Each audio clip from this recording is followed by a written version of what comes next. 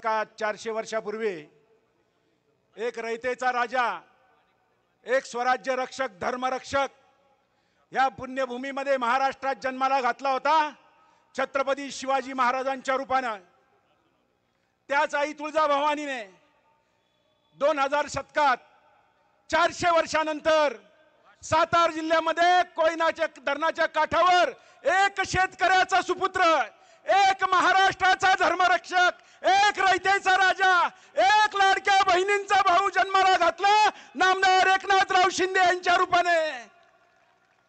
तो महाराष्ट्राचा लोकनाथ एकनाथ तुम्हा सर्वांना लाडक्या बहिणींना भेटायला आलाय, तुम्हाला अर्जाव करायला आलाय की पुरंदरचा किल्लेदार म्हणून आदरणीय बापूंना त्या ठिकाणी संधी द्या.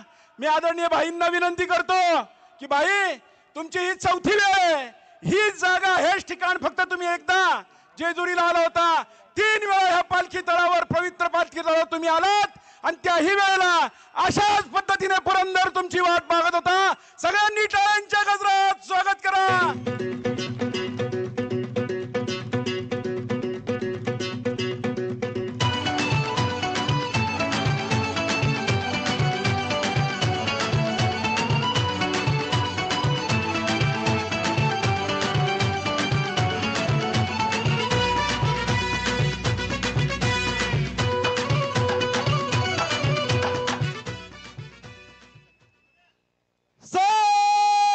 अखंड हिंदुस्थान कैवारी प्रबोधनकार सुपुत्र, देव देश धर्म मराठी मनाचा मानबिंदू, हिंदू अस्मितेचा शिरोमणी, हिंदुस्थान हिंदू, हिंदुस्थानचे एकमेव दैवत, हिंदू हृदय सम्राट, सरसेनापती शिवसेना प्रमुख श्रीमान बाळासाहेब ठाकरे यांचा.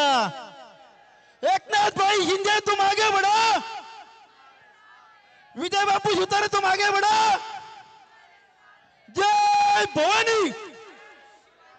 छत्रपती शिवाजी महाराज की जय भवानी. जेजुरीच्या खंडोबाच्या चरणी प्रणाम, वंदन.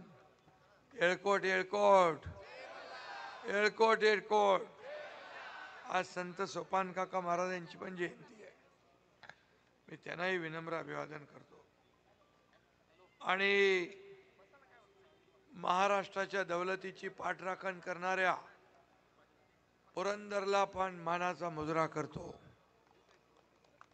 आजच्या या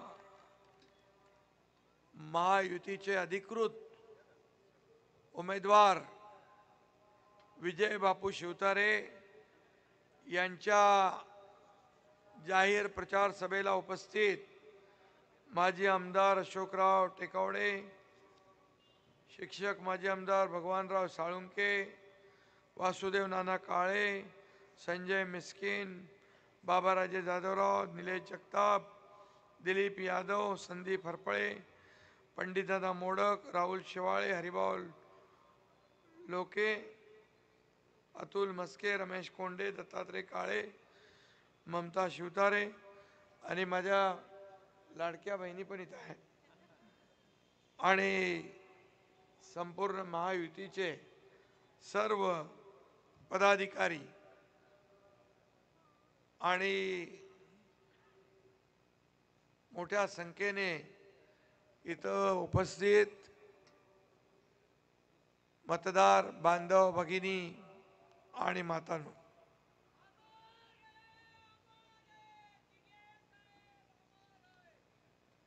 धर्मवीर आनंदीगे साहेबांचा, धर्मवीर आनंदीगे साहेबांचा. खरं म्हणजे मी मगाशी म्हणालो, पुरंदरच्या अभेद्य किल्ल्यासारखे आपले उमेदवार विजय बापू शिवतारे आज निवडणुकीच्या रिंगणात उतरले आहेत. कुठल्याही परिस्थितीत पुरंदर शत्रूच्या हाती पडता कामा नये. कारण पुरंदर हा आपला आत्मा आहे, हा निव्वळ गड नाही तर मराठी माणसाचा हृदय आहे. आणि म्हणून हे शाबूत ठेवायचं असेल तर बापू सारखा खंदा शिलेदारच मैदानात पाहिजे, नाही का? बरोबर आहे का? आणि म्हणून मी इथंच आलो होतो आणि इथंच म्हणालो होतो, पुरंदरचा किल्लेदार विजय बापू शिवतरेच असतील.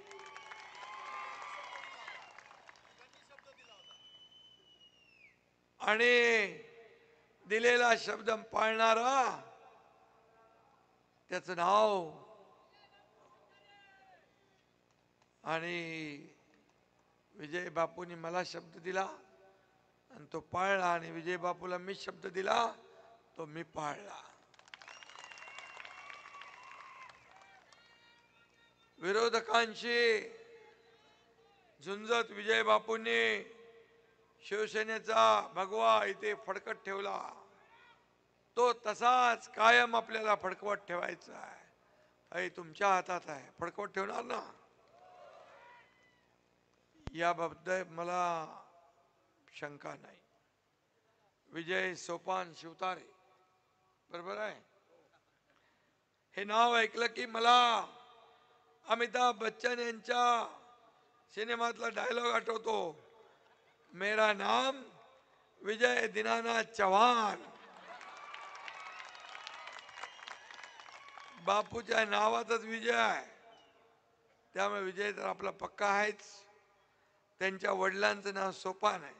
सोपान म्हणजे शिडी. बापू लोकप्रियतेची शिडी चढणार आणि विजयाची गुढी उभारल्याशिवाय राहणार नाही. आडनाव आहे शिवतारे, म्हणजे शिव म्हणजे महादेव, त्यांना तारल्याशिवाय राहणार नाही. आणि शिव छत्रपती शिवाजी महाराज यांचा आदर्श त्यांच्या पाठीशी आहे आणि आशीर्वादही आहे.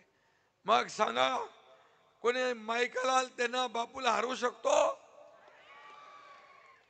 तुम्ही एवढे जण असल्यावर बापूचा विजय ही काळ्या दगडावरची भगवी रेग आहे. त्यामुळे बापूचं 23 तारखेचं मुंबईचं तिकीट पक्का आहे. विधानसभेचं तिकीट पक्का आहे. बोलू ना, अरे पक्का आहे, बोलायचं की नाही? आवाज आला पाहिजे ना. माझा आवाज थोडा रोज 7-8 सभा करून कमी झालाय, अजून 2-4 दिवस चालवायचा आहे. पण तुमच्या आशीर्वादाने सगळं ठीक होईल.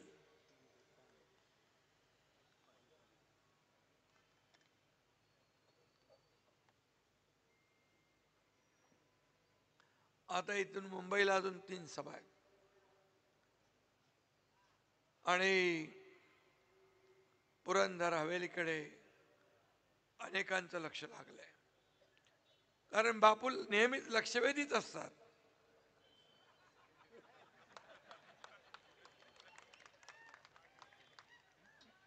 पण बापूचं लक्ष मात्र पुरंदर हवेलीचा विकास करणं हेच लक्ष बापूने ठेवलंय.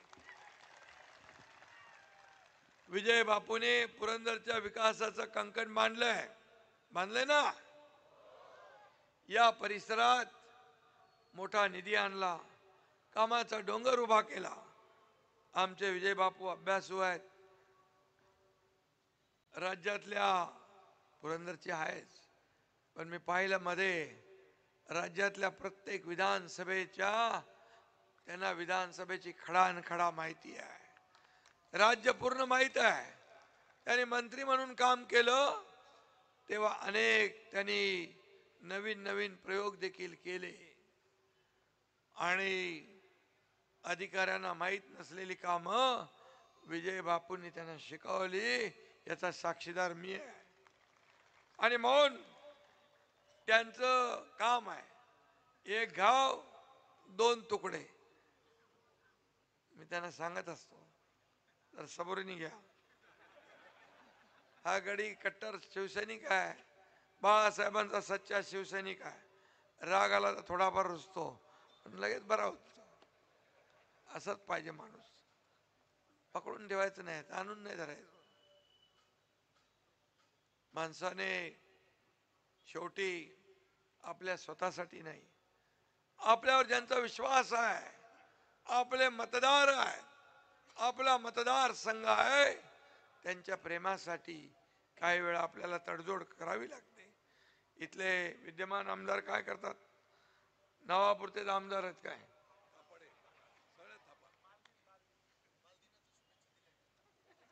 बालदी कोण? अच्छा, ते मगाशी तुम्ही त्यांचं वाचलं तेच काय? विकासाची धारा म्हणजे बापू आमदार नाही, खासदार नाही, काही नसले तरी या पुरंदर हवेलीची धुरा मात्र बापूच्या खांद्यावरच असते. आणि म्हणून आमदार नसताना देखील सगळ्यांचं लक्ष बापूकडे असतं. पुरंदरच्या विकासासाठी मंत्रालयात सातत्याने चक्रा मारणारे, काम करून घेणारे, मंत्रालय हलवणारे बापू आपण पाहिलेले आहे. आणि म्हणून बापूंना कळतं कुणाला कसं वळवायचं ते. आणि स्वतःसाठी नाही, आपल्या लोकांसाठी. फुरसुंगी उरळी देवाची स्वतंत्र नगर परिषद व्हावी म्हणून त्यांनी जे अथक प्रयत्न केले त्याला तोड नाही. बापू नसते तर काम झालंच काय? विचार करा, केवढा तरी टॅक्स वाचवला की नाही बापूने? का आमदार होते ते? नामदार नाही, आमदार नाही, खासदार नाही, काय नाही. परंतु पाठपुरावा एवढा तगडा होता, त्याला नंतर विरोध खूप लोकांनी केला. पण त्यांच्या माग हा एकनाथ शिंदे खंबीरपणे उभा राहिला. सासवडच्या नव्या पाणी पुरवठा योजनेसाठी 143 कोटींची योजना मंजूर केली. तेव्हा देखील बापूचीच धावपळ होती, त्याचीच लगबग होती, तारांबळ होती आणि प्रयत्न होते. जेजुरीसाठी त्यांनी 78 कोटींची योजना मंजूर केली आणि त्यामुळे खंडोबा पावल्याशिवाय राहणार नाही. पुढे सांगतो ना. सासवड आणि जेजुरीची अनेक कोटींची विकास कामे आता सुरू आहे. आणि खंडोबासाठी किती आहे ते कुठे गेलं कागद? खंडोबाच्या विकास आराखड्यासाठी 349 कोटी रुपये त्यालाही आपल्या सरकारने मान्यता दिली. आणि त्याचबरोबर गुंजवणी जलवाहिनी असेल, मावळ MIDCतले 2,500 एकर जमिनीचा विषय असेल, 2400 एकर जमिनीचा विषय आपण लावतो ना. MIDCला दिली, उद्योग येणार आणि डिनोटिफाय करून शेतकऱ्यांना जमीन, बागायतीची जमीन होती म्हणून आपण ती सोडली. शेवटी सरकार कोणासाठी आहे? कुठलाही प्रकल्प जनतेच्या डोक्यावर आम्ही लादणार नाही. जनतेच्या संमतीनेच आम्ही कुठलाही प्रकल्प पुढे नेणार. नागपूर मुंबई समृद्धीचं आपल्याला उदाहरण माहित आहे. त्यामध्ये देखील लोकांचा सुरुवातीला विरोध होता. आम्ही सांगितलं तुम्ही मान्यता दिल्याशिवाय आम्ही प्रकल्प करणार नाही. पण त्यांनी स्वतः त्याला मान्यता दिली. नागपूर समृद्धी मुंबई एक्सप्रेस आपण चालू केला. आणि या ठिकाणी खरं म्हणजे सामान्यांच्या प्रश्नांची तड लागावी म्हणून विजय बापूंनी खूप कष्ट घेतले.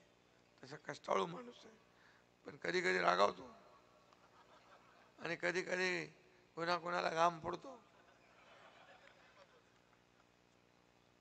आणि सगळी कामं झाली तेव्हा इथले आमदार काय करत होते? चपकडत होते. पुरंदरचं आंतरराष्ट्रीय विमानतळ हे तर पुरंदर हवेलीच्या विकासाची झेप ठरणार आहे. विमानतळासाठी शेतकऱ्यांना विश्वासात घेतलं जाईल. कुणालाही जोर जबरदस्तीने तयार केलं जाणार नाही. हा एकनाथ शिंदेचा शब्द आहे. कुणाचंही नुकसान होऊ दिलं जाणार नाही. पुरंदर लॉजिस्टिक हब करायचं आहे, त्यासाठी 2,500 कोटींची तरतूद आपण केली आहे. शेवटी डेव्हलपमेंट पाहिजे, लोकांना काम पाहिजे, रोजगार पाहिजे, तर उद्योगही पाहिजे. आणि म्हणून या विमानतळामुळे आपल्याला फायदा होणार आहे. कार्गोमुळे कुठल्या कुठल्या गावांना हवेली, दौंड, चाकण, मुळशी, मावळ, बारामती, इंदापूर या परिसरातील फूल उत्पादक, फळ उत्पादक शेतकऱ्यांना आपला माल एक्सपोर्ट करता येईल. त्या मालाला चांगला भाव मिळेल, व्हॅल्यू ॲडिशन होईल आणि त्याचा फायदा शेतकऱ्यांना होईल. आणि या ठिकाणी देखील मोठी गुंतवणूक, हजारो रोजगार येतील. आणि यामध्ये देखील मी आपल्याला सांगतो, स्थानिकांनाच यामध्ये प्राधान्य दिलं जाईल. शेवटी स्थानिक आपल्यासाठी महत्वाचं आहे. आणि म्हणून या परिसरावर बसलेला दुष्काळाचा शिक्का आपल्याला पुसायचा आहे. शेतकऱ्यांचा पिंड असलेले विजय बापू स्वतः इंजिनियर आहेत. त्यांच्यासारखा हुशार आमदार, अभ्यासू आमदार तुम्ही एकदा निवडून दिलेला, 2 वेळा, आणि मधलं थोडा गॅप दिलाय, नाही तर आता त्यांचं चौकार मारला असता आपण. पण आता हॅट्रिक मात्र त्यांची आपल्याला करायची आहे आणि त्यांना विधानसभेत पाठवायचं आहे. मला विश्वास आहे 100 नाही, तुमच्याही उपस्थितीवरून 110% विजय बापूंचा विजय पक्का आहे. विजय बापूच्या पाठीला माती लावण्यासाठी अनेक जण देव पाण्यात बुडून बसलेत, पण त्यांना दूर करायची ताकद तुमच्या हातात आहे, तुमच्या हातात आहे. आणि म्हणून आज मी आपल्याला एवढंच सांगतो, मराठीचा स्वाभिमान आणि पुरंदरचा दिमाग डोळ्यासमोर ठेवून विजय बापूंना आपण मतदान करा. कारण हा स्वाभिमानी आहे. तुम्हाला खरं म्हणजे त्यांच्याकडे जावं लागणार नाही, ते तुमच्याकडे येतील, तुमचं काम करतील, तुम्हाला मदत करतील, या पुरंदर हवेलीचा विकास करतील. आता धनुष्यबाणाला पर्याय नाही. धनुष्यबाणाशिवाय चक्रव्यूह भेदता येत नाही. आणि म्हणून धनुष्यबाण विजय बापूच्या हातात आपण दिला.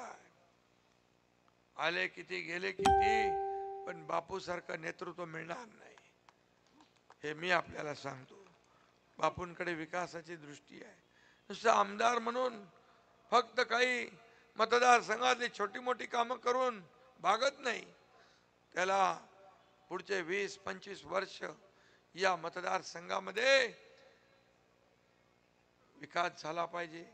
आणि हे आपलं सरकार विकासाभिमुख आहे. आज आपण पाहतोय महाविकास आघाडीचं सरकार 2.5 वर्ष काय केलं? सगळ्या कामांना स्टे, कोस्टलला स्टे, जलयुक्त शिवारला स्टे, अटल सेतूला स्टे, समृद्धीला स्टे, पाणी योजनांना स्टे. काय केलं? आता म्हणतात आम्ही सरकारमध्ये आल्यानंतर आम्ही हे बंद करू, ते बंद करू, अमका प्रकल्प बंद करू, तमका प्रकल्प. काय चालू करणार ते सांगा. सरकारचं, राज्यकर्त्याचं काम काय? अगोदरच्या सरकारने चालू केलेली कामं जर लोकहिताची असतील तर ती चालू ठेवली पाहिजे. आम्ही सरकारमध्ये आल्यानंतर त्यांनी बंद पाडलेली कामं सगळी चालू केली, सगळी चालू केली. आज एकीकडे विकास होतोय. आज आपण पाहतोय पुण्यामध्ये देखील आपण पाहतोय मेट्रोची कामं होत आहेत, अनेक विकासाची कामं, वाहतूक कोंडी दूर करण्याची कामं, पाणी योजना. तुम्हाला मी सांगतो 2.5 वर्षात मागच्या सिंचन प्रकल्प फक्त 4 मान्य झाले. आणि आपल्या महायुतीच्या सरकारमध्ये 124 प्रकल्प आपण मान्यता दिली. लाखो हेक्टर जमीन त्याच्यामध्ये पाणी ओलिताखाली येणार.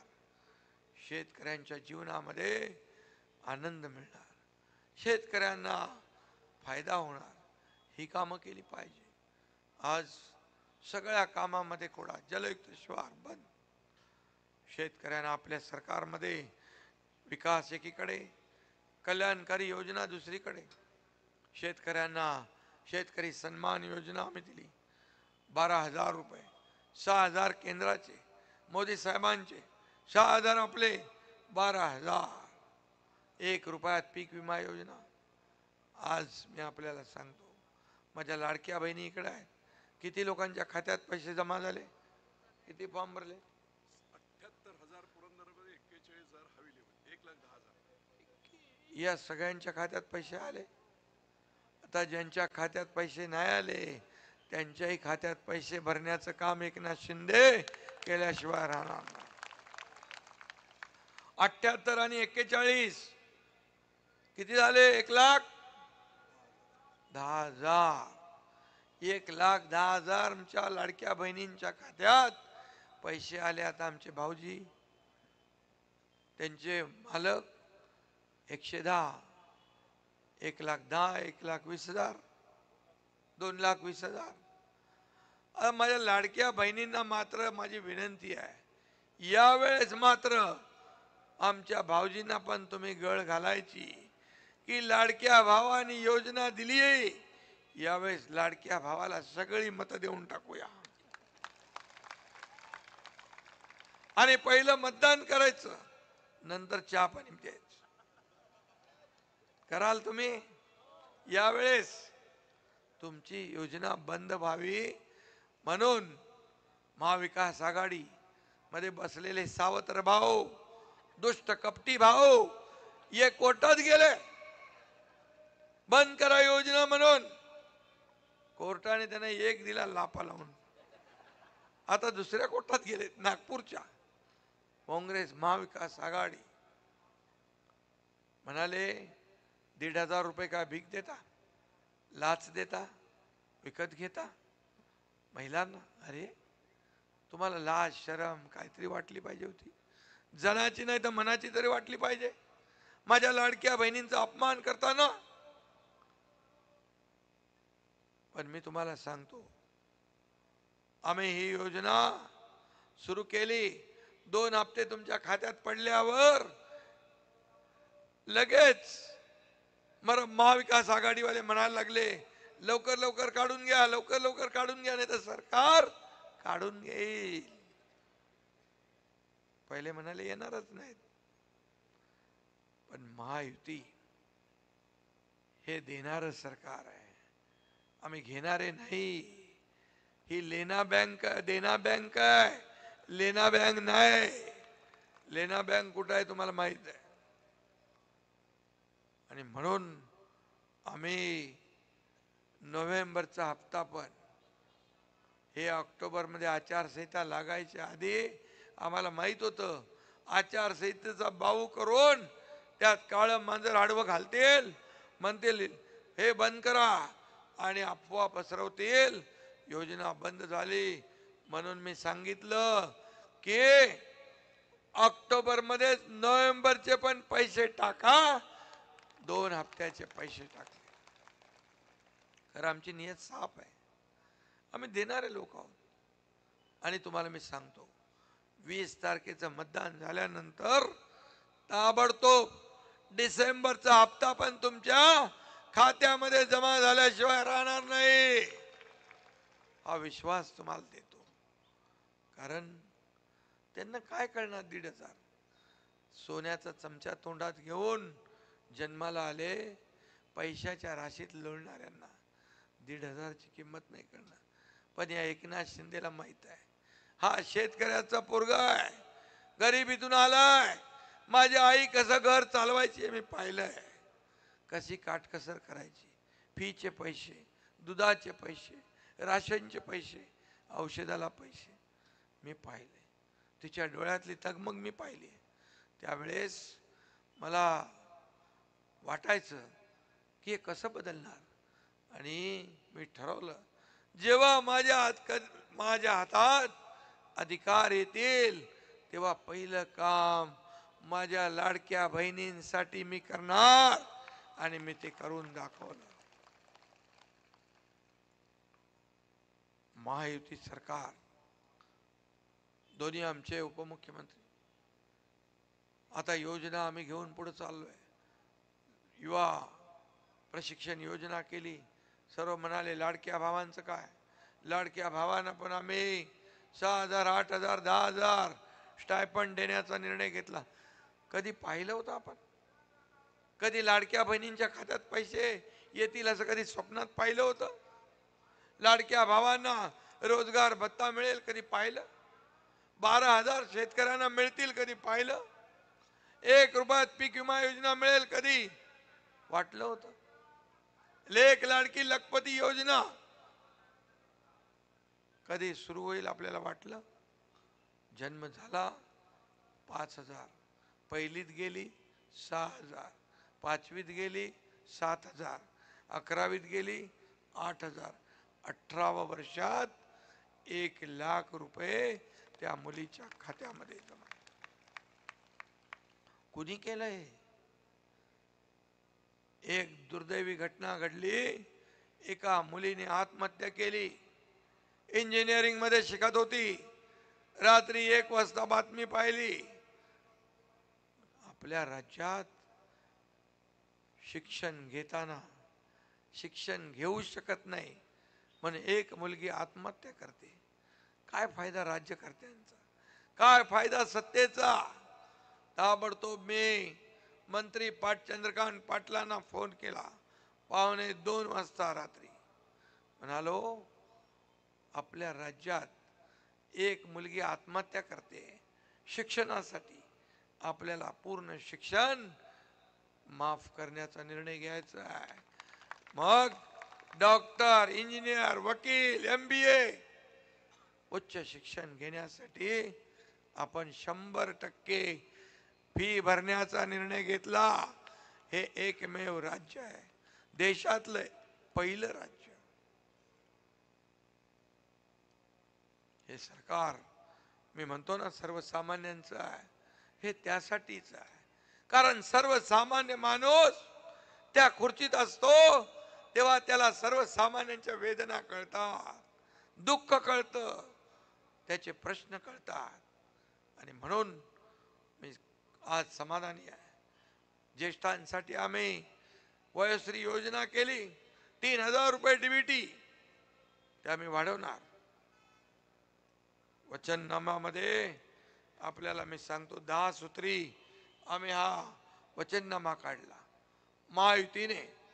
ये तो ट्रेलर आहे, पिक्चर अभी बाकी आहे. याच्यामध्ये लाडक्या बहिणींना 1,500 वरून 2,100 रुपये करण्याचा निर्णय आम्ही घेतलाय.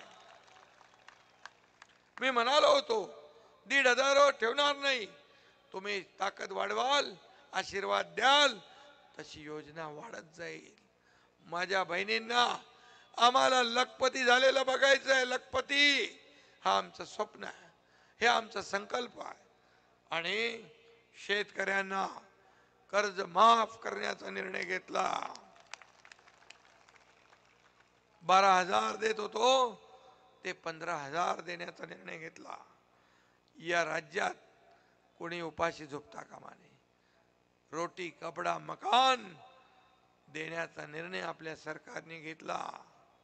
त्याचबरोबर ज्येष्ठांना मगाशी म्हटलं मी, ते DBTचं वेगळं आहे.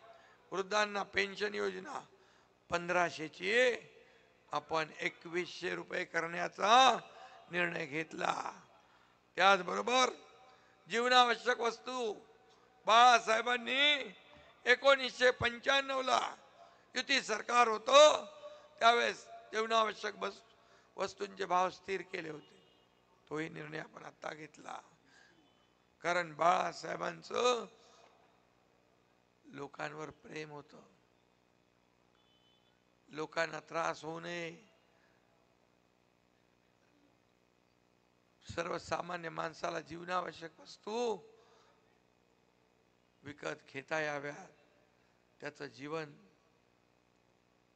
सुधारलं पाहिजे, जीवन सुखी झालं पाहिजे यासाठी आम्ही तो निर्णय घेतला.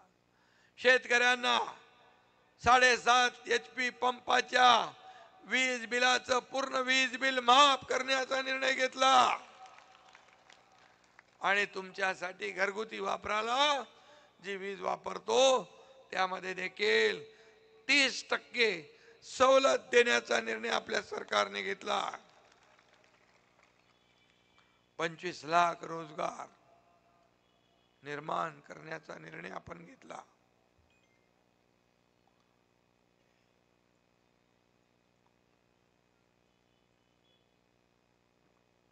संपलंय पाणी तुझं, अजून भाषण आहे. आणि 10 लाख लोकांना अप्रेंटिसशिप देण्याचा निर्णय आपण घेतला. 10,000 रुपये. हे सरकार आहे, हे सरकारचं काम आहे. 45,000 गावात पानंद रस्ते बांधण्याचा निर्णय घेतलाय. माझ्या लाडक्या बहिणीची सुरक्षा वाढवण्यासाठी 25,000 महिलांना पोलीस दलात भरती करण्याचा निर्णय घेतला. अंगणवाडी आशा सेविकांना महिन्याला 15,000 रुपये देण्याचा आपण निर्णय घेतला. आणि सरकार स्थापनेनंतर 100 दिवसाच्या आत विजन महाराष्ट्र 2029 जाहीर करण्याचा निर्णय घेतला. हे सरकारचं काम आहे. सरकार कुणासाठी असतं? सरकार सर्वसामान्यांसाठी, सरकार गोरगरिबांसाठी. आणि म्हणून हा निर्णय आम्ही घेतला आहे.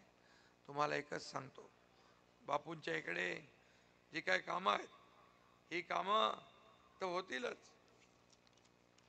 आणि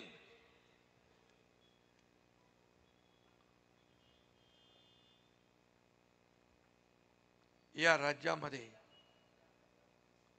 सर्वसामान्य माणूस जेव्हा सत्तेच्या खुर्चीत बसतो, जेव्हा सर्वसामान्य कार्यकर्ता एक मुख्यमंत्री होतो, मी स्वतःला सीएम म्हणजे चीफ मिनिस्टर नाही, सीएम म्हणजे कॉमन मॅन समजतो, सर्वसामान्य माणूस. आणि म्हणून हे कॉमन मॅनचं सरकार. आता मला या महाराष्ट्रातल्या कॉमन मॅनला सुपरमॅन बनवायचं आहे, त्याची ताकद वाढवायची आहे, त्याच्या जीवनात बदल घडवायचा आहे. आणि म्हणून माझ्या लाडक्या बहिणींना, लाडक्या भावांना माझी विनंती आहे, एक काम माझं कराल, एक काम कराल माझं. तुम्ही गेल्यानंतर तुमच्या इतर ज्या आपल्या भगिनी आहेत, भाऊ आहे, त्यांना सांगायचं आम्ही लाडक्या भावाला भेटून आलोय, एकनाथ शिंदेला भेटून आलोय. आणि त्यांनी सांगितलंय ज्या योजना, लाडकी बहीण योजना असेल, इतर ज्या योजना आहेत, कुणाचाही माईकाला आला तरी या योजना बंद होणार नाही. हा शब्द माझा आहे.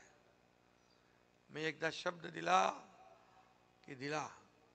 बाळासाहेब सांगायचे, दिघे साहेब सांगायचे, शब्द देताना एकदा नाही 100दा विचार करा, पण शब्द दिल्यानंतर मागे नाही. आणि म्हणून तुम्हाला मी सांगतो की दिलेला शब्द पाळणारा हा एकनाथ शिंदे आहे. आणि म्हणून तुम्हाला मी पाहिलं 2 वर्षामध्ये 2 वर्षापूर्वी आपण जे केलं, या महाराष्ट्रातल्या जनतेच्या मनातलं सरकार आणलं, म्हणून एवढं आपण करू शकलो.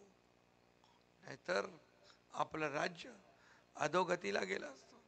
2.5 वर्ष मागचे आठवा, सगळं बंद होतं. काय चालू होतं? मंदिर बंद, दुकानं बंद, प्रकल्प बंद, सण उत्सव बंद. चालू काय? आपण आल्यानंतर सगळं चालू केलं. जर आपण सरकार बदललं नसतं तर बापू काय झालं असतं? बापू सुरुवातीपासून सोबत होते, खांद्याला खांदे लावून होते. सरकार पलटवायला देखील हिम्मत लागते, वाघाचं काळीज लागतं. आणि सरकारमधून पाय उतार व्हायला पण मन मोठं लागतं. सत्तेतून आम्ही उतारलो, लोक सत्तेत जात असतात. आम्ही सत्तेतून पाय उतार होऊन गेलो. बाळासाहेबांचे विचार जिथं सोडले, विचारधारा सोडली, शिवसेना भाजप म्हणून निवडणूक लढवली, एकीकडे बाळासाहेबांचा, एकीकडे आदरणीय प्रधानमंत्री मोदयांचा फोटो लावला. निवडून आल्यानंतर लगेच बाळासाहेबांना नको ते केलं, म्हणून आम्ही हे केलं.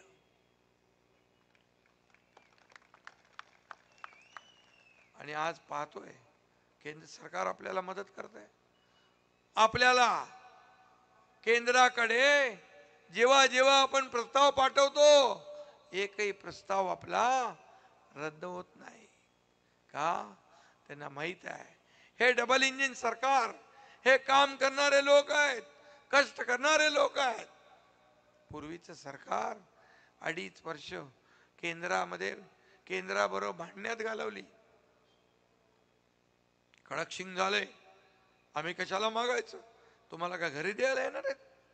अरे राज्यकर्त्यांनी आपल्या राज्याला पुढे नेण्यासाठी तडजोड करायची असते, आपल्याला मागायचं असतं.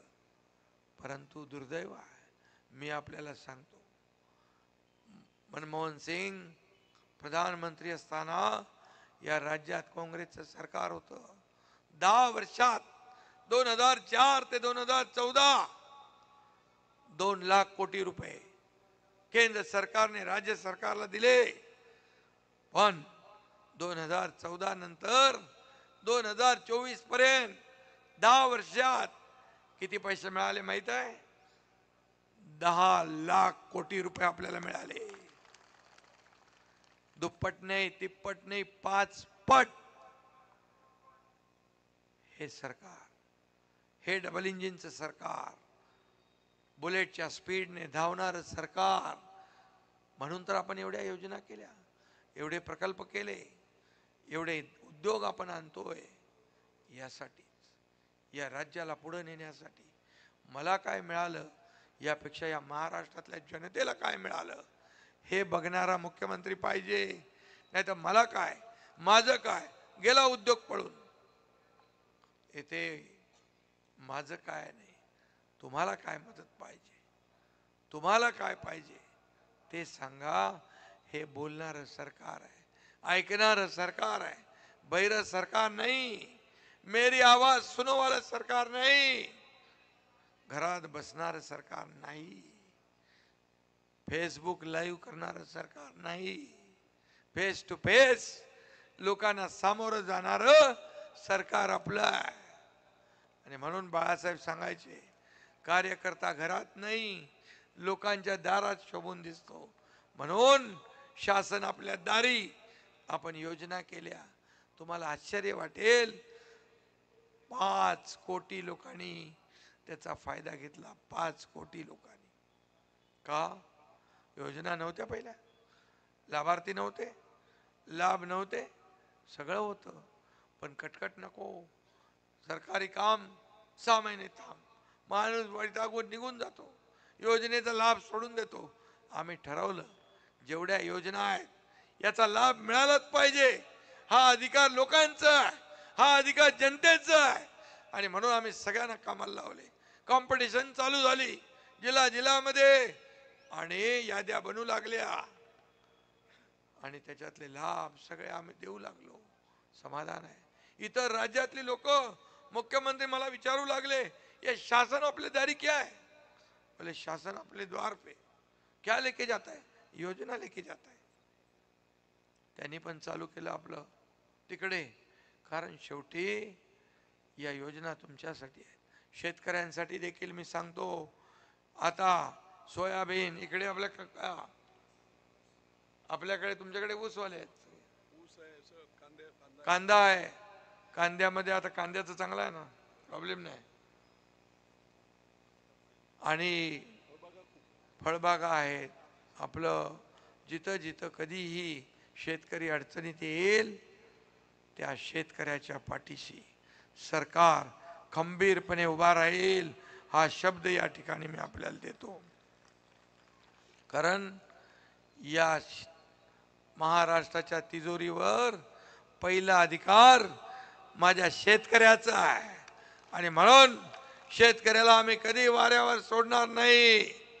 आणि आता तर माझ्या लाडक्या बहिणी उत्साहात आहेत, लाडके भाऊ आहेत, आता वाट बघतायत कधी 20 तारीख येते आणि मी पूर्ण महाराष्ट्रात फिरतोय.